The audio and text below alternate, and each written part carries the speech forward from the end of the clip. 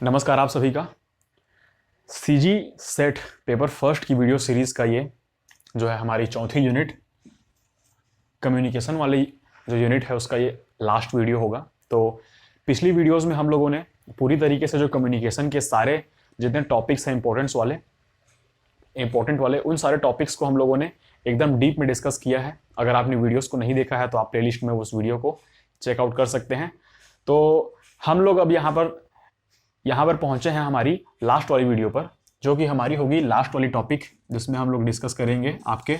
Communication barriers के ऊपर, जो कि आपकी बहुत ही इंपॉर्टेंट टॉपिक है। कम्युनिकेशन की जो पूरी प्रोसेस को समझने के बाद उसके जो है डेफिनेशन, उसके स्टेप्स, साथ ही साथ उसके टाइप्स को पढ़ने के बाद, उसके इंपॉर्टेंस को पढ़ने के बाद हम लोग यहाँ पर अब डिस्कस करने वाले हैं कि किस तरीके से आपके कम्युनिकेशन के जब आप कम्युनिकेट कर रहे होते हैं, फिर जब आप कम्युनिकेशन करते हैं तो उसमें कौन कौन से आपको बैरियर्स जो है आपके देखने को मिलते हैं, फिर कौन कौन से बैरियर्स वहां पर होते हैं जिनसे आपको ओवरकम करके आपकी जो कम्युनिकेशन की जो प्रोसेस उसको पूरी तरीके से कंप्लीट कराना होता है। तो यहाँ पर हम लोग बेसिकली 5 टाइप्स इसके होते हैं, जो कि हम लोग यहाँ पर एक एक करके डिस्कस करेंगे। तो मैंने यहाँ पर अभी बोर्ड पर 3 टॉपिक्स को लिखा है, तो हम लोग एक एक करके इन तीनों टॉपिक्स को डिस्कस करेंगे। फिर इसके बाद हम लोग आएंगे हमारे जो बाकी 2 टॉपिक्स बचे हैं उनके ऊपर। तो आज की इस वीडियो में हम लोग पूरी तरीके से हमारी जो कम्युनिकेशन यूनिट 4 है उसको हम लोग पूरी तरीके से यहाँ पर खत्म करने की कोशिश करेंगे, क्योंकि ये वीडियो बहुत ही इंपॉर्टेंट होने वाली है। आप सभी इस वीडियो पर बने रहिए। साथ ही साथ अगर वीडियो अच्छी लग रही हो तो चैनल को यहाँ पर सब्सक्राइब करिएगा और वीडियोस को लाइक करिएगा, शेयर करिएगा अपने दोस्तों के साथ जो कि आपकी सीजी सेट या फिर यूजीसी नेट की तैयारी करने के लिए अभी लगे हुए हैं। साथ ही साथ ये वीडियो सीरीज उन लोगों के लिए बहुत ही इंपॉर्टेंट हो जाती है जो लोग अभी रिवीजन करने वाले हैं। साथ ही साथ उनके लिए भी बहुत ही इंपॉर्टेंट है जो कि अभी अपनी बिगिनिंग कर रहे हैं, मतलब जो बिगिनर्स हैं उनके लिए तो बहुत ही इफेक्टिव साबित होगा, क्योंकि बहुत ही मैंने ईजी वे में यहाँ पर पढ़ाने की कोशिश की है। तो अब हम लोग स्टार्ट करते हैं। हमारे 3 टाइप्स को हम लोगों ने यहाँ पर अभी लिख के रखा हुआ है। सबसे पहला आपका आता है लैंग्वेज बैरियर, दूसरा आपका आता है फिजिकल बैरियर, तीसरा आपका आता है साइकोलॉजिकल बैरियर। तो सबसे पहले हम लोग अगर बात करते हैं लैंग्वेज बैरियर की, तो वहां पर इसको हम लोग हिंदी में बोलते हैं भाषागत बाधाएं। मतलब आपको जो भाषागत बाधाएं होती है, फिर लैंग्वेज के अकॉर्डिंग कौन कौन सी आपको बैरियर्स आपका कम्युनिकेशन के थ्रू आप लोग जो कम्युनिकेट करते हैं उसमें कौन कौन से आपको बैरियर्स देखने को मिलते हैं जो कि आपके लैंग्वेज के फॉर्म में होते हैं, तो उनके ऊपर हम लोग अभी डिस्कस करने वाले हैं। तो सबसे पहला टॉपिक होगा इसका अल्प ज्ञान, मतलब इनसफिशिएंट नॉलेज आपकी जो होती है लैंग्वेज के ऊपर। मतलब अगर आप किसी भी लैंग्वेज के टीचर हैं, साथ ही साथ अगर आप किसी ऐसे लैंग्वेज के टीचर हैं जिसकी आपकी जो है प्रोफिशिएंसी या फिर साथ ही साथ आपको जो है उसकी मास्टरी पूरी तरीके से हासिल नहीं है, तो वहां पर भी आप पूरी तरीके से थोड़ा सा आपका जो कम्युनिकेशन का पार्ट है वहां पर थोड़ा सा कॉम्प्रोमाइज हो जाएगा, तो उसको आप लोग पूरी तरीके से यहाँ पर माइंड में रखेंगे। तो सबसे पहला आपका आता है अल्प ज्ञान, मतलब इनसफिशिएंट नॉलेज का मतलब ये होता है कि अगर आप किसी भी लैंग्वेज को पढ़ा रहे हैं, साथ ही साथ आप किसी भी टॉपिक को पढ़ा रहे हैं, तो वहां पर आपकी जो बोलने की शक्ति होती है, फिर आपकी जो स्पीकिंग एबिलिटी होती है वहां पर थोड़ी सी कॉम्प्रोमाइज होगी, क्योंकि आपको वहां पर जो है उसकी पूरी तरीके से नॉलेज नहीं होगी, या फिर आपको आधी नॉलेज वहां पर प्रोवाइड होगी, या फिर आपको आधी नॉलेज वहां पर होगी, तो पूरी तरीके से आप मैसेज को अच्छे तरीके से कन्वे वहां पर नहीं कर पाएंगे। तो यहाँ पर जो होता है पहला वाला टॉपिक हमारा अल्प ज्ञान, इसी से रिलेटेड है, जो कि आपका नॉलेज है किसी भी सब्जेक्ट का, साथ ही साथ किसी भी आपके टॉपिक हो गया, टॉपिक के साथ साथ आपके किसी लैंग्वेज के ऊपर कमांड कितना है, तो ये सारी चीजें आपकी आती हैं। अगर आपके पास पूरी तरीके से नॉलेज नहीं है, मतलब अपर्याप्त आपके पास जो है नॉलेज है, तो वहां पर आपकी जो होती है थोड़ी सी बैरियर, मतलब यही बैरियर्स जो होते हैं, मतलब ये जो आपके होते हैं, आपके जो भी बाधाएं आती हैं आपको लैंग्वेज को टीच करने में, साथ ही साथ आपको लैंग्वेज में बात करने में भी आपको अगर किसी भी प्रकार की कठिनाइयां होती हैं, तो वो किसके कारण होती है, वो आपकी होती है इनसफिशिएंट नॉलेज के ऊपर। अगर आपको पूरी तरीके से नॉलेज नहीं है तो आप अच्छे तरीके से चीजों को एक्सप्लेन नहीं कर पाएंगे। अब हम लोग आते हैं हमारे दूसरे वाले टॉपिक के ऊपर, जिसमें हम लोग देखते हैं कि अनक्लियरिटी ऑफ मीनिंग, मतलब आपका जो अर्थ होता है, मतलब आप जिस किसी भी टॉपिक को पढ़ा रहे होते हैं, चाहे वो लैंग्वेज का सब्जेक्ट हो, चाहे वो होता है आपका साइंस वाला पोर्शन हो गया या फिर मैथ्स वाला, जो कोई भी आपका पोर्शन है जिसमें आप यहाँ पर टीचिंग करा रहे होते हैं, तो वहां पर आपकी जो क्लियरिटी होती है वहां पर बहुत ही इंपॉर्टेंट होती है, क्योंकि अगर आप क्लियर नहीं कर पाएंगे चीजों को, तो जो स्टूडेंट्स होते हैं आपके साथ इंटरेक्ट नहीं कर पाएंगे, साथ ही साथ आपकी जो टीचिंग की जो प्रोसेस होगी वो पूरी तरीके से यहाँ पर फेल हो जाएगी, उतने अच्छे तरीके से आपको प्रोडक्टिव रिजल्ट देखने को नहीं मिलेंगे। तो आपको पूरी तरीके से अपना फोकस जो है वो आपकी सफिशिएंट नॉलेज, साथ ही साथ आपकी जो प्रायर नॉलेज होती है उसके ऊपर बेस रखना है। साथ ही साथ आपको जो होती है इसकी इंपॉर्टेंस बहुत ही यहाँ पर बढ़ जाती है, क्योंकि कम्युनिकेशन का पार्ट है, तो आपको क्लियर होना चाहिए सारी चीजें। मतलब आपको जो है हर एक चीज यहाँ पर, हर एक चीज की मीनिंग आपको क्लियर होनी चाहिए। साथ ही साथ आप जो टॉपिक पढ़ाने जा रहे हैं उसके ऊपर भी आपकी कमांड अच्छे से होनी चाहिए, तभी आपके जो स्टूडेंट है आपके साथ इंटरेक्ट करेंगे और आपका जो रिजल्ट होगा वो वैल्यूएबल आपको मिलेगा। मतलब आउटकम जो होगा रिजल्ट का वो अच्छे तरीके से आपको देखने को मिलेगा। तो ये वाला हो गया आपका दूसरा वाला टॉपिक। तीसरे वाले टॉपिक के ऊपर हम लोग अब डिस्कशन करेंगे जो कि आपका होता है लैंग्वेज बैरियर के ऊपर। तो तीसरा वाला टॉपिक जो होता है आपका होता है lack of technical knowledge. It means that technical knowledge भी आजकल बहुत ही इंपॉर्टेंट हो गई। जैसे कि आज आप सभी देख सकते हैं ऑनलाइन के थ्रू आजकल टीचिंग कराई जाती है। तो आपने देखा होगा कि हमारे ये पेपर फर्स्ट की जो हमारी यूनिट है आईसीटी, जिसको हम लोग बोलते हैं इंफॉर्मेशन एंड कम्युनिकेशन टेक्नोलॉजी, तो वहां पर भी आपकी जो टेक्निकल चीजें होती हैं उनको भी आपको थोड़ा सा जानना होगा, क्योंकि किस तरीके से आजकल चीजें काम करती हैं। साथ ही साथ आजकल का जो टाइम पीरियड है वो आपका टेक्निकल नॉलेज के ऊपर बहुत बेस्ड है। मतलब ये पूरी तरीके से उसके ऊपर डिपेंड करता है। तो आपको भी इस तरीके के जो भी टेक्निकल चीजें होती हैं आपके क्लासरूम कम्युनिकेशन पे हो गई, साथ ही साथ आपके ऑफिस वर्क हो गए, साथ ही साथ ऑफिस के साथ साथ अगर आप किसी भी ट्रेनिंग कोर्स में इन्वॉल्व हैं या फिर ट्रेनिंग कोर्स में आपने इनरोल किया हुआ है, तो वहां पर आपकी ट्रेनिंग कोर्स में होती है कोपा वाली जो सब्जेक्ट होती है, उसमें भी आपको पूरी तरीके से टेक्निकल नॉलेज की वहां पर आपको जरूरत पड़ती है। तो वहां पर जो रिक्वायरमेंट होती है आपकी टेक्निकल नॉलेज की, उसको आप लोगों को पूरी तरीके से आपके माइंड में रखना है। तो साथ ही साथ हम लोग देखने वाले हैं अब कि टेक्निकल नॉलेज होता है किस तरीके से आपको हेल्प करेगा। जैसे कि आप जानते हैं आजकल जो है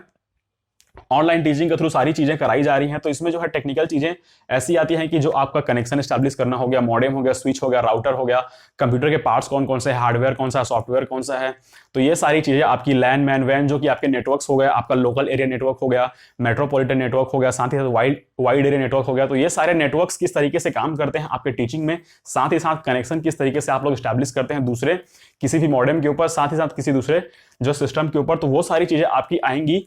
जो कि टेक्निकल फील्ड में होती है। वो सारी चीजें इसमें शामिल करी गई हैं। मतलब चीजों का यहां पर बोलने का मतलब यह है कि आपको एक एज अ टीचर होने के साथ साथ आपको जो है आपकी जो कि आपकी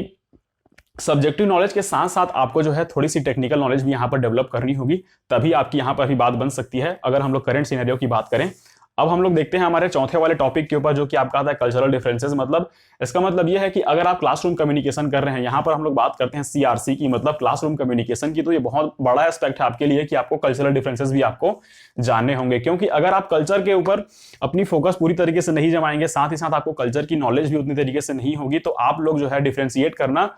वहां पर थोड़ा सा मुश्किल हो जाएगा। क्योंकि वहां पर देखा होगा आपने कि आपके स्कूल कॉलेजेस में बहुत सारे कल्चर के लोग, मतलब वेरियस कल्चर के स्टूडेंट लोग वहां पर आपके जो कि पढ़ाई करने आते हैं, तो आपको देखना होगा कि कौन सा कल्चर या फिर कौन सा स्टूडेंट किस कल्चर से बिलोंग करता है, तो उसके अकॉर्डिंग आपको आपकी क्लास को वहां पर जो है कंटिन्यू करना होता है। तो ये चीजें भी आपको ध्यान में रखनी होगी। कल्चर का जो सीधा रिलेशन होता है वो आपके लैंग्वेज से होता है, जैसा कि आप सभी जानते हैं। जैसे कि हम लोग अगर कल्चर जो देखें तो कल्चर जो होता है आपका जियोग्राफी का भी पार्ट होता है। जैसे कि अलग अलग जियोग्राफी के अलग अलग कल्चर हम देखने को मिलते हैं। जैसे कि हम अगर हमारे इंडिया की बात करें, तो अगर हम लोग नॉर्दर्न साइड पे जाते हैं, अगर हमारे तो नॉर्दर्न साइड पे जाते हैं, तो जैसे कि हम लोग देखते हैं वहां का कल्चर जो होता है वो अलग होता है। जैसे पहाड़ी क्षेत्र में जो लोग रहते हैं, जैसे जम्मू कश्मीर की बात हो गई, मेघालय की बात हो गई, असम की बात हो गई, तो इधर वाले जो क्षेत्र होते हैं नॉर्थ ईस्ट वाले क्षेत्र, जहां पर आपके इंडिया की मैं बात कर रहा हूं, तो वहां पर आपका कुर्ता पजामा, साथ ही साथ आपके जो हैवी वाले जैकेट होते हैं वो पहने जाते हैं। और वहां की जो कल्चर के साथ साथ वहां पर उनकी लैंग्वेज में भी थोड़े से चेंजेस देखने को मिलते हैं। तो वहां का लैंग्वेज आपका अलग होता है। तो लैंग्वेज भी आपका कल्चर से पूरी तरीके से यहाँ पर डिपेंड करता है कि कौन कौन से आपके कल्चर होते हैं जो कि वेरियस लैंग्वेज को आपको कैरी करते हैं। जैसे कि हम लोग नॉर्थ इंडिया में बात करें, तो नॉर्थ इंडिया की हम लोग बात करते हैं तो उधर ये वाला लैंग्वेज हो गया। अगर हम साउथ इंडिया की बात करते हैं, तो साउथ इंडिया की बात करते हैं तो वहां पर मैंने कल बताया था आपकी वेशभूषा जो होती है, जैसे कि वहां के लोग व्हाइट वाली लुंगी और व्हाइट वाला शर्ट जो बहुत अधिक प्रीफर करते हैं जो कि आपका पहनना, तो वहां पर आपकी लैंग्वेज भी वहां पर चेंज हो जाती है। तो वहां पर आपके तेलुगु, तमिल, मलयालम ये सारी लैंग्वेजेस बोली जाती हैं। तो आपको उस चीज का ध्यान रखना होगा कि आप जिस स्टेट में है, साथ ही साथ आपके कॉलेज में या फिर क्लास में कौन कौन से कल्चरल पार्ट्स के यहाँ पर आपके जो स्टूडेंट्स लोग आए रहते हैं, तो उस हिसाब से आपको लैंग्वेज वहां पर प्रीफर करनी होगी। मोस्ट देखा जाता है कि आप अगर सेट एग्जाम की प्रिपरेशन कर रहे होते हैं तो वहां पर तो कोई आपको उतना प्रॉब्लम नहीं होता है। लेकिन अगर आपने नेट क्वालिफाई करा है और आपको अलग स्टेट्स में यहाँ पर जाने का मौका मिलता है, तो वहां पर आपको उनके कल्चर के अकॉर्डिंग, साथ ही साथ उनके कल्चर के अकॉर्डिंग आपको वहां की जो ड्रेसिंग सेंस होगी उसको वहां पर अपने लाइफस्टाइल में अप्लाई करना होगा। साथ ही साथ आपकी जो लैंग्वेज होगी वहां की उसको भी आपको अडॉप्ट करना होगा, ताकि आप अच्छे तरीके से जो है कम्युनिकेट कर पाएं। साथ ही साथ आपकी जो क्लासेस हैं वो अच्छे तरीके से जो है कंप्लीट हो सके। तो ये था आपका लैंग्वेज वाला पार्ट। मतलब लैंग्वेज बैरियर्स में कौन कौन से जो है आपके पॉइंट्स होते हैं जो बहुत ही इंपॉर्टेंट रोल प्ले करते हैं आपके कम्युनिकेशन वाले पार्ट में। तो ये था आपका इनसफिशिएंट नॉलेज हो गया, मतलब आपको सब्जेक्ट की पूरी तरीके से नॉलेज नहीं है, तो वहां पर आप फंस सकते हैं। साथ ही साथ meaning of unclarity of meaning हो गया, मतलब आपको मीनिंग की वहां पर प्रायर नॉलेज, मतलब पूरी तरीके से वहां पर आपको मीनिंग की भी नॉलेज होनी चाहिए। साथ ही साथ आपकी जो होती है टेक्निकल नॉलेज भी होती है, वो भी आपके पास होनी चाहिए। और लास्ट आपका आता है आपका कल्चरल डिफरेंसेस। मतलब ये होता है आपका कि जियोग्राफिकल जो आपका चेंजेस आते हैं, साथ ही साथ जियोग्राफिकल चेंजेस के साथ साथ आपके कल्चरल और लैंग्वेजेस चेंजेस के साथ साथ आपके ड्रेसिंग में भी चेंज होता है। तो उन सारे चेंज को आप अच्छे तरीके से यहाँ पर अपने माइंड में रखें, ताकि आपकी जो कम्युनिकेशन है वो आपकी अच्छी तरीके से कंप्लीट हो। तो इन वाले बैरियर्स को आप लोग पूरी तरीके से ध्यान रखेंगे, कौन कौन से बैरियर होते हैं और किस किस टाइप से इनका जो है आपका इफेक्ट देखने को मिलता है आपके कम्युनिकेशन वाले पार्ट में, साथ ही साथ आपके क्लासरूम कम्युनिकेशन वाले पार्ट में, जिसे हम लोग बोलते हैं CRC, क्लासरूम कम्युनिकेशन। ये आपका शॉर्ट वर्ड है। दूसरा हम लोग अब यहां पर देखते हैं कि आपका जो होता है फिजिकल बैरियर। मतलब हमने अभी देखा था जो कि लैंग्वेज बैरियर है, मतलब लैंग्वेज के अकॉर्डिंग कौन कौन से बैरियर्स आपके होते हैं। अब हम यहां पर देखने वाले हैं कि आपका फिजिकल बैरियर्स, मतलब जो आपके भौतिक रूप से कौन कौन से बैरियर होते हैं जो आपके कम्युनिकेशन को पूरी तरीके से इफेक्ट करते हैं। तो सबसे पहला आपका आता है इसमें कंपीटिंग स्टिम्यूल। मतलब इसमें होता यह है कि आपके आसपास में कुछ ऐसी यहां पर एक्टिविटीज कराई जाती हैं जिसमें कि आपकी जो होती है कम्युनिकेशन के साथ साथ आपकी क्लासरूम कम्युनिकेशन भी वहां पर पूरी तरीके से जो है वो प्रभावित होती है। जैसे कि इसमें कोई आपकी जो आपके चुनाव होते हैं कॉलेजेस और स्कूल में, आजकल छात्र संघ का चुनाव जो होता है, तो वो सारे चुनाव जो होते हैं वो फिजिकल रूप से आपको पूरी तरीके से मतलब माइंड को वहां पर आपके थोड़ा सा डाइवर्ट कर देते हैं। साथ ही साथ उसकी उस वाले मतलब जो इलेक्शन होते हैं उसमें आपकी जो एक्टिविटी बढ़ जाती है, जिससे कि आपके कंपटीशन वाले जो एक्टिविटीज होती हैं उनमें आप शामिल होते हैं, जिससे कि आपका कम्युनिकेशन बैरियर मतलब क्लासरूम कम्युनिकेशन उससे थोड़ा सा प्रभावित होता है। दूसरा आपका आता है इन्वायरमेंटल स्ट्रेस, मतलब पर्यावरणीय प्रभाव जो होता है वो भी आपका देखने को मिलता है। मतलब इसमें यह होता है कि आपके कम्युनिकेशन के साथ साथ आपकी पढ़ाई के स्तर पर हम लोग देखें तो इन्वायरमेंटल स्ट्रेस बहुत ज्यादा होता है। अगर आपने देखा होगा कि जो कि हमारे 3 सीजन होते हैं हमारे बेसिकली, जो कि हो गया गर्मी, हो गया आपका सर्दी, हो गया और बरसात। तो इन तीनों सीजन मतलब इन तीनों सीजन्स का भी बहुत ही ज्यादा इफेक्ट आपके जो है पढ़ाई पर पड़ने वाला होता है। क्योंकि आप अगर देखते हैं कि गर्मी के टाइम पर इतना पॉसिबल नहीं हो पाता है घंटों घंटों बैठकर पढ़ना, उसी प्रकार से हम लोग देखते हैं कि अगर ठंडी का टाइम ज्यादा आता है, मतलब ठंडी बहुत ज्यादा होती है, तो हम सब कंबल में घुस जाते हैं, तो वहां पर भी हमको पढ़ने की उतनी जो है इच्छा नहीं होती है वहां पर। तो ये सारी चीजें आपके कौन कौन से स्ट्रेस में आती हैं, जो कि आपका आता है पर्यावरणीय मतलब इन्वायरमेंटल स्ट्रेस जो होता है आपके। तो ये सारे चीज जो होती है आपके इन्वायरमेंट के ऊपर भी डिपेंड करती है, आपका जो पढ़ने का जो तरीका होगा वो। उसके बाद हम लोग देखते हैं आप तीसरा वाला जो आता है आपका सब्जेक्टिव स्ट्रेस, मतलब व्यक्तिगत इसमें जो आते हैं वो सारी चीजें भी आपकी इसमें होती हैं। जैसे व्यक्तिगत स्ट्रेस में आपका होता ये है कि आपकी जो फिजिकल हेल्थ हो गई, साथ ही साथ मेंटल हेल्थ हो गई। यहाँ पर हम लोग अगर बात करते हैं फिजिकल बैरियर्स की, तो यहाँ पर फिजिकल चीजों को लेकर हम लोग चलेंगे। तो फिजिकल आपकी हेल्थ हो गई, आपकी तबियत बिगड़ गई, साथ ही साथ आपके साथ कुछ ऐसी अनहोनी हो गई, तो जिसके कारण से आपका जो है पूरी तरीके से कम्युनिकेशन साथ ही साथ पढ़ाई पर भी आपका इसका पूरी तरीके से प्रभाव देखने को मिलेगा। तो ये आपका आता है सब्जेक्टिव स्ट्रेस, मतलब व्यक्तिगत चीजें जब आपके साथ घटित होती हैं, कुछ ऐसी घटनाएं जो कि आपके लिए पर्सनल होती हैं एकदम। तो पर्सनल जो चीजें आपके साथ घटित होती हैं, तो उन सभी चीजों के लिए आपका जो है पर्सनल वे ऑफ कम्युनिकेशन, साथ ही साथ पर्सनल वे ऑफ जो आपका रीडिंग होता है या फिर आपकी जो पढ़ाई होती है क्लासरूम कम्युनिकेशन वाली, वो पूरी तरीके से यहाँ पर बाधित हो जाती है। अब हम लोग देखते हैं चौथे वाले में आता है कि रिसीवर्स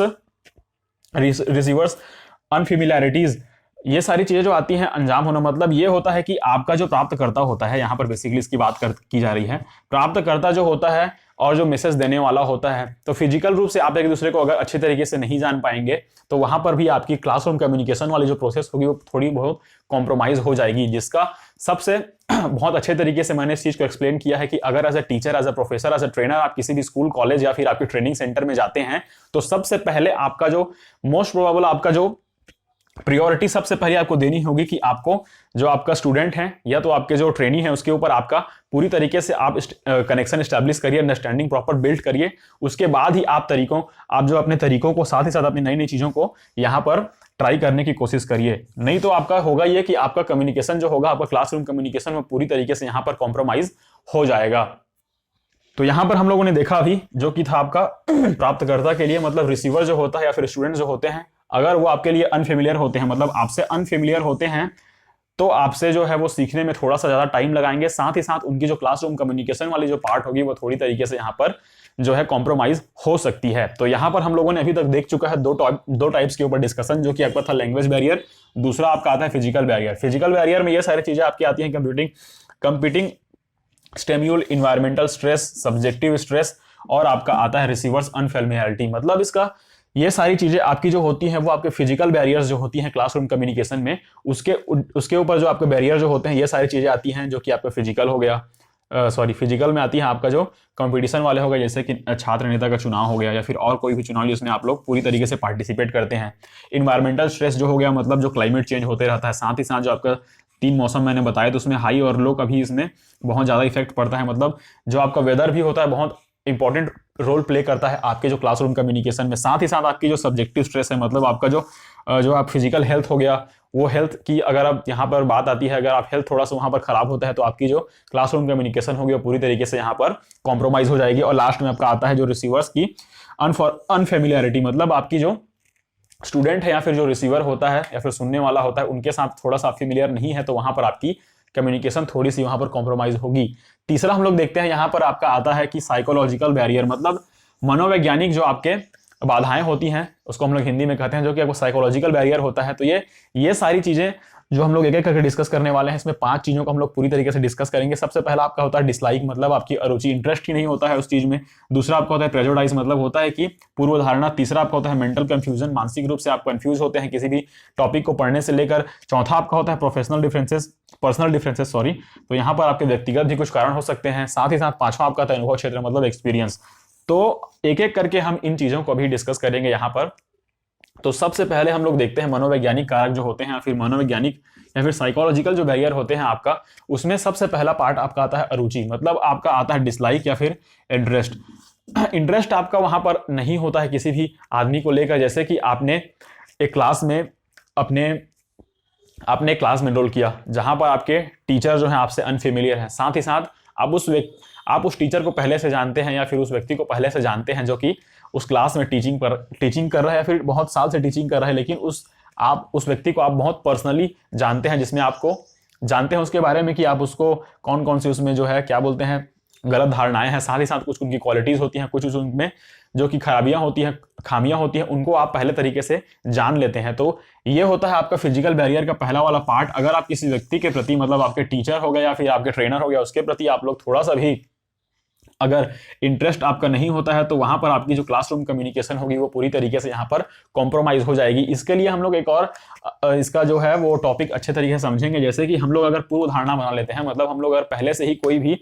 ऐसी थ्योरी अपने माइंड में क्रिएट कर लेते हैं कि ये वाला जो सर है या फिर ये वाली जो मैम है वो अच्छे तरीके से हमको नहीं पढ़ा पाएगी या फिर नहीं पढ़ाएगी, तो वहां से ही आपकी जो क्लासरूम कम्युनिकेशन वाला जो पार्ट है वो धीरे धीरे करके वहां पर थोड़ा सा बिगड़ने लगता है। तो ये वाला आपका पार्ट था डिसलाइक, मतलब आपकी अरुचि, मतलब रुचि नहीं होना। तो मैंने आपको बताया था कम्युनिकेशन वाले पार्ट में जब भी आप क्लासरूम में एंटर करेंगे तो आपको सबसे पहले उनके इंटरेस्ट के ऊपर ध्यान देना होगा, इंटरेस्ट को बिल्डअप करना होगा। तो अगर आप वो इंटरेस्ट को बिल्डअप नहीं कर पाते हैं, अगर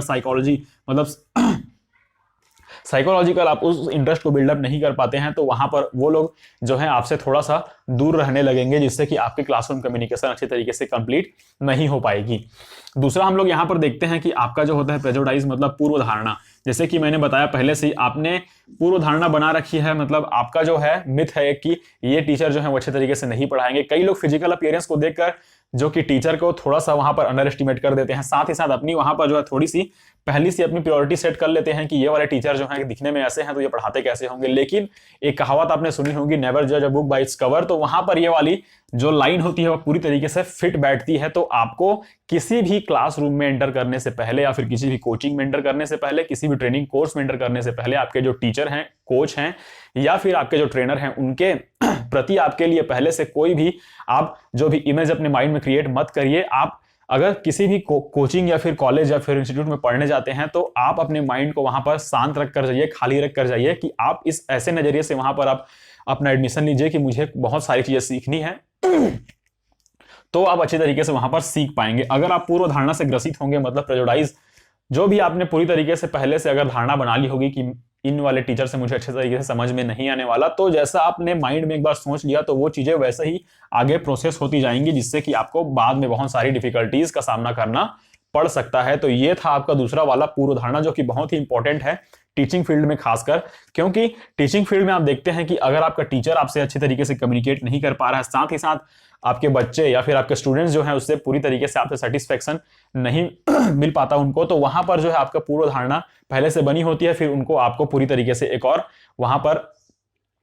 टॉपिक मिल जाता है आपका कि ये वाले सर अच्छे तरीके से पढ़ाई नहीं करा रहे हैं। तो ये वाली चीज आपको पूरी तरीके से ध्यान में रखनी होगी। तीसरा वाला जो पार्ट आता है आपका मेंटल कंफ्यूजन, मतलब मानसिक रूप से भी वो कंफ्यूज होते हैं कि उनके मन में थोड़ा सा मेंटल कंफ्यूजन यहाँ पर पैदा कर दिया जाता है। जैसे कि आप अगर किसी भी कोचिंग में या फिर किसी भी कॉलेज में वहां पर एडमिशन लेने जाते हैं, तो अगर आप वहां के 2-4 स्टूडेंट से आप अपना रिव्यू लेते हैं, तो वहां पर कुछ ऐसे रिव्यू आपको देखने को मिलेंगे, साथ ही साथ कुछ ऐसे आंसर्स आपको देखने को मिलेंगे जो कि आपके माइंड को थोड़ा सा कंफ्यूज कर देंगे, जिसमें आपकी मेंटल कंफ्यूजन वाली जो कि स्टेट है वहां पर जो कि अपीयर हो जाएगी। क्योंकि आपने देखा है कि बहुत सारे इंस्टीट्यूट और कॉलेज ऐसे हैं जहां पर आपको पढ़ाई तो अच्छी कराई जाती है, लेकिन वहां के जो स्टूडेंट्स होते हैं उनकी जो पूर्व धारणा है यहाँ पर, उसी के चक्कर में, पूर्व धारणा के चक्कर में कई लोग ऐसे ऐसे स्टेटमेंट दे देते हैं अपने टीचर या प्रोफेसर्स के लिए, जो कि नए जो लोग इनरोल होते रहते हैं या फिर इनरोल करने वाले स्टूडेंट्स होते हैं उनके लिए थोड़ा सा वहां पर मेंटल कंफ्यूजन वहां पर जो है उत्पन्न कर देता है। तो ये वाला जो चीज है आपका मेंटल कंफ्यूजन वाला, वो यहीं से आपका देखने को ज्यादातर मिलता है कि आपके जो रिव्यूज हैं, आपके जो स्टूडेंट है आपके रिव्यू कैसा आपको प्रोवाइड कराते हैं, साथ ही साथ आपके कोचिंग या फिर आपके ट्रेनिंग कोर्स में जो भी आपके स्टूडेंट पढ़ रहे हैं, वो नए जो लोग आ रहे हैं उनके ऊपर कौन सा जो है आपका इंप्रेशन क्रिएट कराते हैं आपका। तो ये सारी चीजें भी आपके क्लासरूम कम्युनिकेशन में बहुत इंपॉर्टेंट होती हैं, जो कि बहुत ही ज्यादा इंपॉर्टेंट फैक्टर है आपका साइकोलॉजिकल बैरियर को देखते हुए। मतलब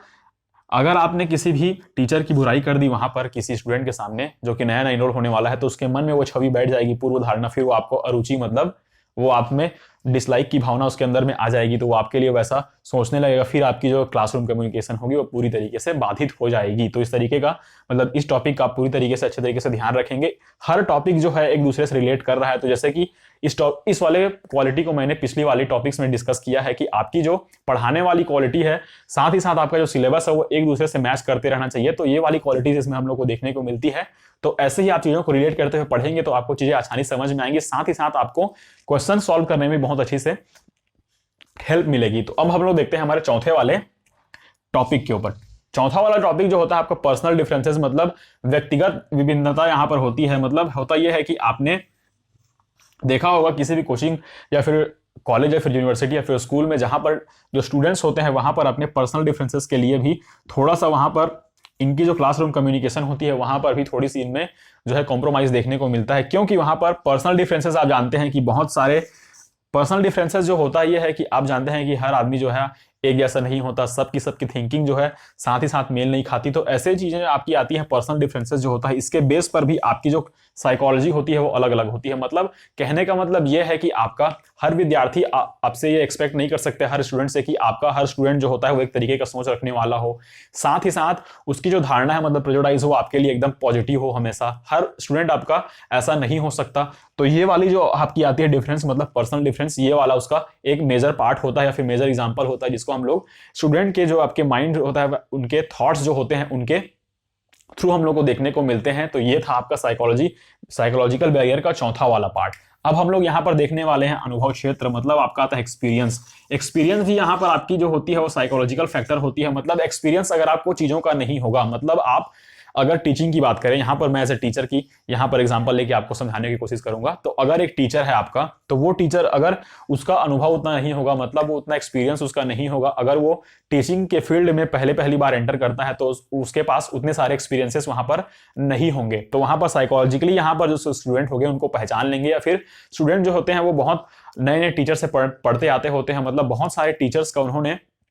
जो है क्लास देखा होता है, साथ ही साथ उनकी जो धारणा होती है ये सारी चीजें आपने देखने होगा। मतलब ये क्वालिटीज को वो पिछले वाले टीचर्स की देख चुके होते हैं। तो जो नया टीचर आता है और उसका एक्सपीरियंस अगर वो नहीं है, मतलब वो टीचर जो है उतना एक्सपीरियंस नहीं है अपने जो कि फील्ड में, तो वहां पर जो होते हैं वो स्टूडेंट्स उसको आसानी से पकड़ लेते हैं, जिससे कि आपका क्लासरूम कम्युनिकेशन वाली जो प्रोसेस होती है वो थोड़ी सी यहाँ पर जो है उसका प्रभाव उस पर देखने को मिलता है। तो यहाँ पर एक्सपीरियंस की बात करें तो साइकोलॉजिकल फैक्टर है ये। एक्सपीरियंस होता भी यही है कि अगर आप किसी भी फील्ड में 3 साल 4 साल 5 साल 10 साल 15 साल जितना भी आपने वर्क किया, तो वो जो है आपका टाइम ड्यूरेशन जो है वो एक्सपीरियंस को काउंट नहीं कराएगा, मतलब काउंट तो कराएगा लेकिन उतनी वैल्यू उस एक्सपीरियंस को नहीं दी जाएगी जितना कि आप उस टाइम ड्यूरेशन में आपने चीजों को कितनी बार किया, किन किन तरीकों से किया, साथ ही साथ कितनी उसमें जो आपकी क्लैरिटी थी, क्लैरिटी के साथ साथ कितनी चीजों को आपने एकदम अच्छे तरीके से किया। तो ये सारी चीजें आपकी आएंगी एक्सपीरियंस के तौर पर। एक्सपीरियंस का मतलब यही होता है कि आप हर समय बेहतर करने की कोशिश करते हैं। ये नहीं कि आप 5 साल से एक ही पोस्ट पर काम कर रहे हैं, जैसे कि आप 5 साल से ही आप प्रोफेसर हैं या फिर असिस्टेंट प्रोफेसर हैं, तो आपसे एक्सपेक्ट करा जाएगा कि आप अच्छे तरीके से पढ़ाई करा पाएंगे। लेकिन कुछ प्रोफेसर या फिर कुछ टीचर्स ऐसे होते हैं जो कि 5 साल 10 साल 20 साल टीचिंग करने के बाद भी अपने करियर में उतने एक्सपीरियंस होने के बाद, मतलब एज वाइज अगर हम एक्सपीरियंस की बात करें तो बहुत एक्सपीरियंस्ड होते हैं, लेकिन अपने जब विषय वस्तु की बात आती है, फिर सब्जेक्ट की बात आती है, तो वहां पर वो डब्बा गोल दिखाई देता है। तो ये सारी चीजें आपकी साइकोलॉजिकल भी होती है, मतलब आपकी वहां पर रिस्पॉन्सिबिलिटी बनती है कि आप अगर किसी भी पोस्ट पर बहुत साल से अगर काम कर रहे हैं तो वहां पर आपकी क्लियरिटी साथ ही साथ आपकी जो है एक्सीलेंस होगा, एक्सीलेंस जो आपका होगा वो भी अच्छे तरीके से होना चाहिए। अगर आप एक्सपीरियंस्ड हैं तो उसी को अगर हम लोग कहेंगे सही मायने में, तो वही आदमी जो है आपका वेल एक्सपीरियंस्ड कहलाएगा, जो कि मुकाबले उसके जिसने खाली अपने जो कि टीचिंग करियर में या फिर अपने जॉब करियर में खाली जो है बैठ कर अपनी सैलरी हासिल की है। तो ये सारी चीजें आपकी आती थी तीसरे वाले साइकोलॉजिकल बैरियर के ऊपर। तो हम लोगों ने यहाँ पर तीनों टॉपिक्स जो थे हमारे, मतलब आपके जो बैरियर थे कम्युनिकेशन के, उन बैरियर में 3 टॉपिक्स के ऊपर हम लोगों ने अभी डिस्कशन करी है। फिर थोड़ी देर में हम लोग डिस्कस करने वाले हैं हमारे 2 टॉपिक्स के ऊपर। फिर हम लोग थोड़ा सा देखने वाले हैं कि आपके सोशल मीडिया हैंडल्स जो होते हैं वो किस तरीके से कम्युनिकेशन का पार्ट बनते हैं, साथ ही साथ किस तरीके से वो कम्युनिकेशन के जो भी आपके जरिए होते हैं उसको आसानी से पूरा कराते हैं। कम्युनिकेशन के बैरियर्स जो थे हमारे 3 टॉपिक्स के ऊपर हम लोगों ने डिस्कशन किया है। तो हम अब लोग यहाँ पर डिस्कस करने वाले हैं आपके चौथे टॉपिक और आपका 5वां टॉपिक। इन 2 टॉपिक्स के बाद आपका जो है कम्युनिकेशन का जो यूनिट है वो पूरी तरीके से यहाँ पर कंप्लीट हो जाएगा। तो जो आपका है चौथा वाला जो टॉपिक है वो आपका है ऑर्गेनाइजेशनल बैरियर, मतलब आपका संगठन जो बाधा होती है, मतलब किसी भी ऑर्गेनाइजेशन में कौन कौन सी बाधाएं वहां पर आपको देखने को मिलती हैं, तो उन बाधाओं पर या फिर उन बैरियर्स पर हम लोग यहाँ पर डिस्कशन करने वाले हैं। तो सबसे पहला हम लोग देखते हैं कि नियम एवं सिद्धांत, मतलब ऑर्गेनाइजेशन जो होता है आपका, वो आपके जो है आपके प्रिंसिपल भी होते हैं, उसमें कुछ लॉज भी बनाए होते हैं। तो कई बार ऐसे प्रिंसिपल और लॉज यहाँ पर बना देते हैं कोई ऑर्गेनाइजेशन, जहां पर उन सभी चीजों को पूरी तरीके से निभा पाना बहुत ही हार्ड होता है, मतलब ये होता है कि नामुमकिन सा होता है या फिर बहुत ही कठिन होता है सभी के लिए। मतलब थोड़े से यहाँ पर जो है हार्ड टाइप के वहां पर प्रिंसिपल्स या फिर लॉ वहां पर पास करा दिए जाते हैं किसी भी, हम लोग अगर ऑर्गेनाइजेशन की बात करें तो वहां पर भी आपकी जो होती है वो आपकी कम्युनिकेशन जो होती है वो पूरी तरीके से वहां पर बाधित होती है या फिर उसका प्रभाव भी उस कम्युनिकेशन पर देखने को मिलता है। तो ये हो गया हमारा पहला वाला टॉपिक जो था हमारा लॉ एंड प्रिंसिपल का। मतलब लॉ एंड प्रिंसिपल का जो टॉपिक है उसमें हम लोगों ने देखा कि किस तरीके से कोई भी आपका संगठन जो काम कर रहा होता है तो उसके संगठन के अंतर्गत या फिर ऑर्गेनाइजेशन के अंदर में जो भी लोग काम कर रहे होते हैं तो उनके ऊपर थोड़ा सा दबाव इसलिए बन जाता है क्योंकि वो नए नए नियम साथ ही साथ बहुत सारे ऐसे लॉ और प्रिंसिपल वहां पर आपके लिए क्रिएट कर दिए जाते हैं जो कि आपके लिए उस चीज को जो है फॉलो करना थोड़ा सा हार्ड वहां पर वो जो कि होता है साबित होता है। तो इसके लिए भी आपकी कम्युनिकेशन थोड़ी सी वहां पर प्रभावित हो जाती है। गोल रिलेटेड, मतलब आपका लक्ष्य संबंधी भी आपके बहुत सारे ऐसे जो है बैरियर्स होते हैं जो कि आपके कम्युनिकेशन को बहुत तरीके से बाधित करते हैं, जो कि आपके लक्ष्य जो होते हैं, मतलब आपके संगठन में या फिर आपकी जो ऑर्गेनाइजेशन होती है उसने एक ऐसा गोल सेट कर लिया होता है जिसको कंप्लीट करना जो है थोड़ी सी टेढ़ी खीर साबित होती है आप सभी के लिए। तो वो सारी चीजें जो आपकी होती हैं वो आपके जो है लैंग्वेज बैरियर के साथ साथ कम्युनिकेशन बैरियर को भी थोड़ा सा ज्यादा बढ़ावा देती हैं। नॉइस हो गया आपका, जाहिर सी बात है अगर आप किसी भी ऑर्गेनाइजेशन में काम कर रहे होते हैं या फिर किसी भी आप ऐसे किसी संगठन से जुड़े हुए होते हैं जहां पर आपके बहुत सारे जो उसमें मेंबर्स होते हैं तो वहां पर आपकी जो होती है वो आपकी नॉइज भी बहुत सारी चीजों पे आपका दबाव डालती है, जिसमें साइकोलॉजिकल फैक्टर भी आपके शामिल हो जाते हैं जिसमें कि आपका माइंड जो है वो अनरेस्ट हो जाता है, साथ ही साथ डिस्टर्बेंस बहुत ज्यादा होती है जिससे कि आपके कम्युनिकेशन में थोड़ा सा उसका इफेक्ट भी देखने को मिलता है। या फिर आप किसी भी मीटिंग में गए हैं तो वहां पर आपके 100% अगर आपके जो है ऑर्गेनाइजेशन के लोग आपको ध्यान से नहीं सुनते हैं या फिर अपनी बातों में लग जाते हैं तो वहां पर जो है नॉइस वाला जो पार्ट है वहां पर देखने को मिलता है, जिससे कि आपकी कम्युनिकेशन वाली जो पार्ट होती है वो थोड़ी तरीके से यहाँ पर प्रभावित होती है। चौथा वाला जो हमारा देखते हैं समय व दूरी, साथ ही साथ देखते हैं हमारा लास्ट वाला जो पॉइंट है समय व दूरी, इसका कहने का मतलब ये है कि अगर आपने किसी ऑर्गेनाइजेशन को यहाँ पर स्टैब्लिश किया है तो निश्चित सी बात है कि वो थोड़ी सी दूर होगी कई लोगों के लिए। मैक्सिमम अगले देखने को मिलता है कि जिस संगठन में आप जुड़े हुए होते हैं तो उनकी पार्टी ऑफिस, साथ ही साथ उनके जो मीटिंग जहां पर होती है वहां पर पहुंचने में थोड़ी सी यहाँ पर समस्या का सामना करना पड़ता है, इसलिए आपकी बहुत सारी चीजों से कॉम्प्रोमाइज हो जाती है, जिससे कि उनके मेंटल स्टेटस की बात आती है। साथ ही साथ उनमें जो होता है थोड़ा सा कि जो उनमें